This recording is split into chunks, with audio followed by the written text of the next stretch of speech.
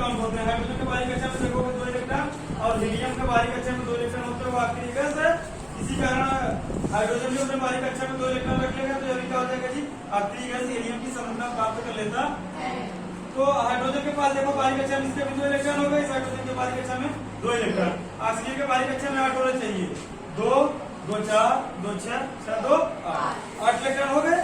अब सर 2 की दोनों की संरचना पूरी हो गई, हाइड्रोजन की भी और ऑक्सीजन की भी। ध्यान देना, संयोजक बंद बनाए थे, पार्टनरशिप किए, लेकिन इन फ्यूचर आगे चलकर इसकी मानसिकता थोड़ा सा गड़बड़ हो जाएगी। या ऑक्सीजन संयोजक बंद बना, साझे में 1 इलेक्ट्रॉन दिए थे, लेकिन ऑक्सीजन के बाहरी कक्षा में कई इलेक्ट्रॉन है, 2 2 4 2 6।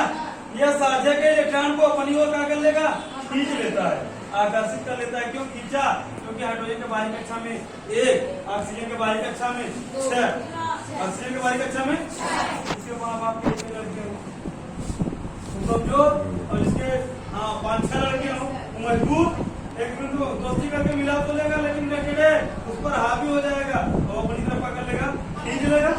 बात समझ गए क्या?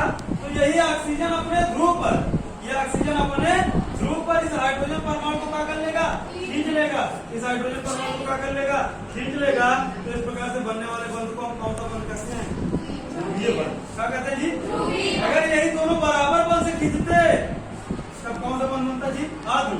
नहीं समझे हमारी बात, फिर से समझो कि हाइड्रोजन को अपने ध्रुव पर खींचा, कि हाइड्रोजन को अपने ध्रुव पर खींचा, तो इसलिए कौन सा बंध बना, बोलो, ध्रुवीय बंध। और यही हाइड्रोजन और हाइड्रोजन के बीच बना होता, हाइड्रोजन के बाहरी कक्षा में इलेक्ट्रॉन 1 इलेक्ट्रॉन, इस हाइड्रोजन के बाहरी कक्षा में एक इलेक्ट्रॉनों का साझा पार्टनरशिप हुई। अब जब ये हाइड्रोजन अपनी तरफ जिसे खींचने लगेगा, ये हाइड्रोजन के अपनी तरफ खींचेगा, दोनों के बाहर पास में 1 इलेक्ट्रॉन है, जब 1 बराबर बल से खींचेंगे, जिसके कारण कौन सा बंध बनेगा, बोलो, आध्रुवीय।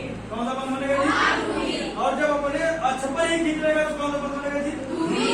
अगर कोई दोनों ऑक्सीजन होते, क्या होते जी, ऑक्सीजन के बाहरी कक्षा में कई इलेक्ट्रॉन 6, 1 2 3 4 5 6, 1 2 3 4 5 6।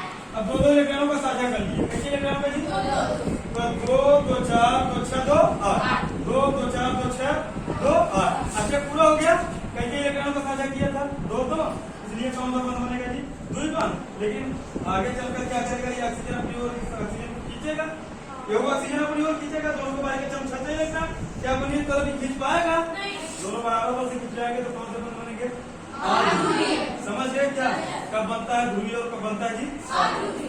अगर यह वैद्युत अपघट्य पदार्थ को ध्रुवीय विलायक में घोले, लिखे हैं ध्रुवीय विलायक, जैसे जल विद्युत अपघट्य में आयनन की मात्रा और वेग क्या हो जाते हैं जी, अधिक।